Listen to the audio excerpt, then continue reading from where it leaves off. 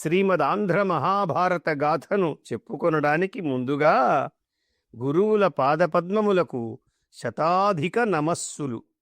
విద్యార్థులందరకు గురువే బ్రహ్మదేవుడు, ఆ గురువే శ్రీమన్నారాయణమూర్తి, ఆ గురువే పరమేశ్వరుడు. శిష్యులకు సాక్షాత్కరించిన పరబ్రహ్మస్వరూపమే గురువు. అజ్ఞానము అనే చీకట్లను పారద్రోలి జ్ఞానమార్గమునకు త్రోవ చూపించే అటువంటి గురువులందరకు నమస్కారములు.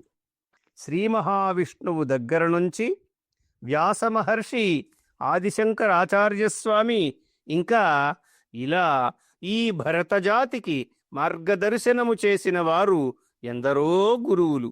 వారందరకు నమస్కారములు.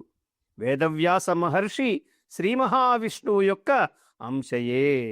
ఆయన బ్రహ్మమునకు పెద్ద నిధి. అవతరించినది మొదలు తపోనిష్టలో ఉన్నాడు.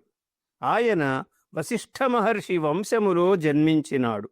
వశిష్ఠ మహర్షికి మునిమనుమడు, శక్తి అనే మహర్షికి మనుమడు, పరాశర మహర్షికి కుమారుడు, శుక మహర్షికి తండ్రి.